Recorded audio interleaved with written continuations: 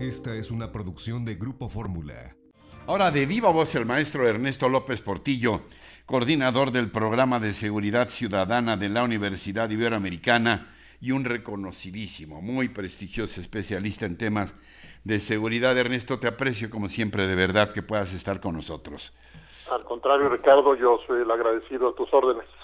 Ernesto, me atrevo a decir que si alguien hubiera escrito tal cual exactamente lo que ha ocurrido en los años recientes en torno al general Cienfuegos y particularmente en estas 6 semanas recientísimas, y lo hubiera presentado en forma de novela ante un editor, el editor seguramente le hubiera dicho: oiga, se pasa, ¿no? Esta novela política no es posible. Aunque fuéramos, o tú o yo, no somos novelistas, pero bueno, nos hubieran rechazado, hubieran dicho: esto es inverosímil, porque hasta las novelas deben tener cierto grado de verosimilitud. ¿O qué piensas tú? ¿Cómo describir este caso del general Cienfuegos? Bueno, desde luego, tu punto es muy bueno, Ricardo, porque de entrada lo que hay que decir es que hay sorpresa tras sorpresa tras sorpresa, y en ese sentido yo pongo tres saldos, tres elementos: opacidad, confusión y desconfianza. Opacidad, pues sabemos muy poco. Es este tipo de eventos que podemos mirar y a la vez no logramos ver nada de lo que realmente está pasando. No sabemos qué pasó atrás de bambalinas. No sabemos cuál es en el fondo el proceso político que echó para atrás lo que, según una nota del País, fueron 7 años, Ricardo, 7 años de investigación de la DEA. Sí.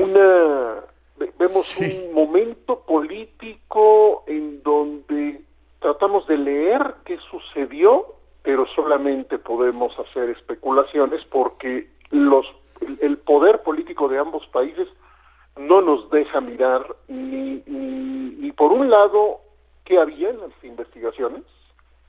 Tú y yo no podemos más que especular qué habría en lo que la DEA dijo que eran elementos suficientes para acusar al general por 4 delitos.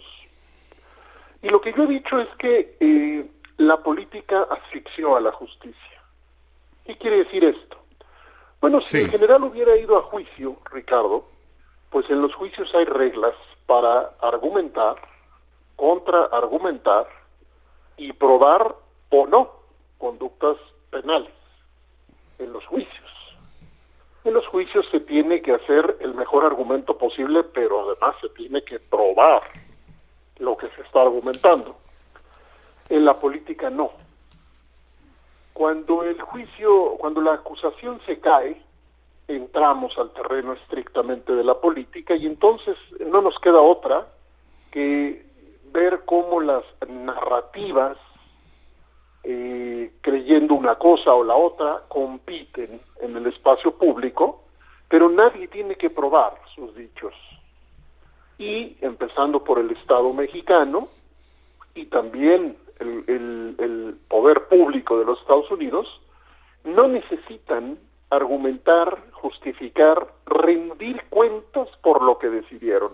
Es decir, nos avisan que hay consideraciones superiores de mayor importancia que ponen en segundo plano la acusación. Fíjense ustedes qué cosa más fuerte. Lo que nos están diciendo es que lo que haya hecho la DEA en 7 años, sea lo que sea, queda en segundo plano frente a una consideración política relacionada con la relación bilateral.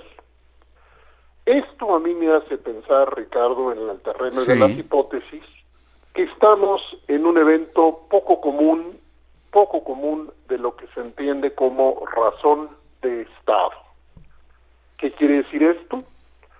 Es esa bolsa en la que se mete todo aquello en la que el poder del Estado se impone y se justifica en sí mismo.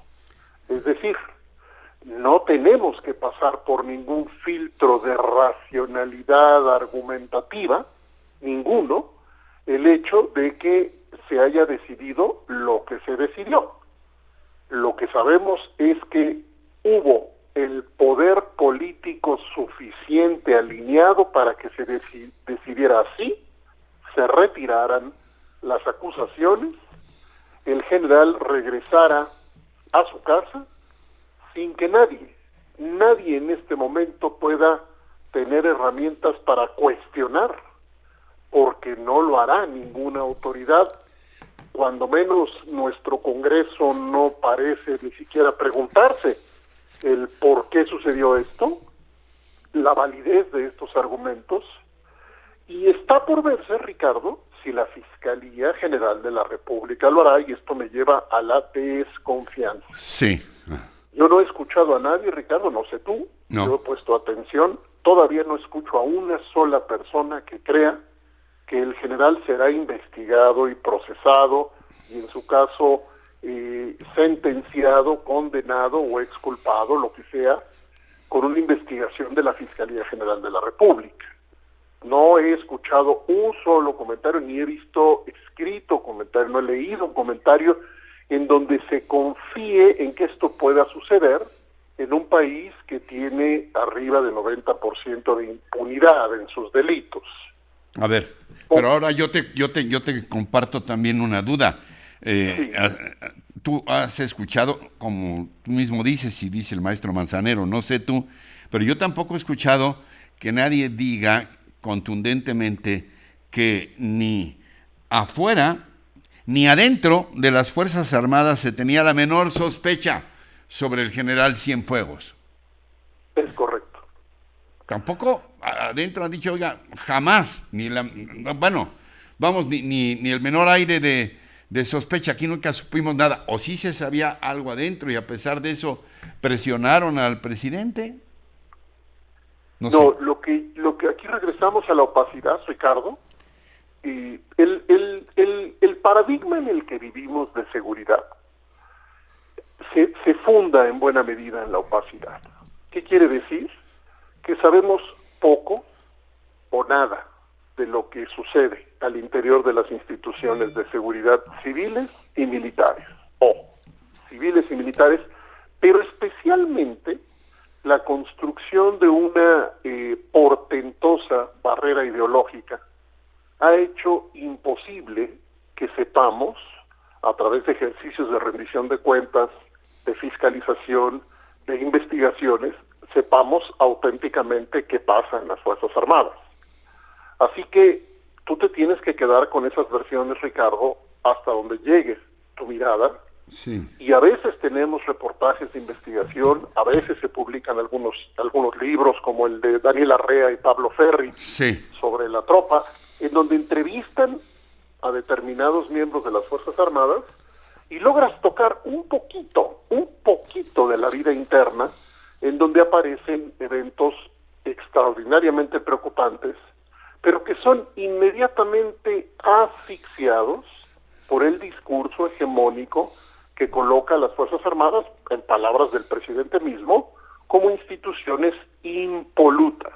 Es decir, si hubiera problemas, y lo llegó a decir el presidente, si Cienfuegos hubiera cometido en su caso esas conductas, lo primero que declaró sería un caso aislado. Estas son las palabras que utiliza siempre el poder político para desmontar cualquier posibilidad de que se hagan investigaciones con perspectiva, Ricardo, sistémica. ¿Qué quiere decir? Pues que si tenemos una cabeza institucional haciendo actos desviados, cometiendo conductas en contra de la ley, o presumiblemente cometiéndolas, necesitas mirar el ecosistema institucional para saber realmente qué está pasando.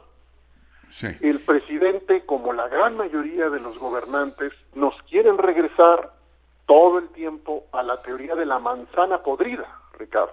Sí.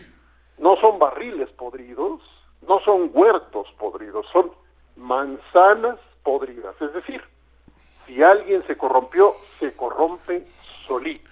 Sí. No es que haya un sistema sistema, un conjunto de reglas, un conjunto de prácticas. Por más inverosímil que pueda ser, la teoría de la manzana podrida en México y en el mundo es usada para mantener en esta opacidad a esas instituciones. Y luego no decir ni pío. Es que para eso sirve, Ricardo. Ricardo, sirve para que tú y yo y la gente no pueda producir una interpretación con información a profundidad, Ricardo. Como siempre, maestro, de verdad, muy aleccionador escucharte. Te mando un abrazo grande, fraterno. Gracias, Ernesto. Buenos días, buena semana. Buenos días. Encuentra más contenido como este en radioformula.mx.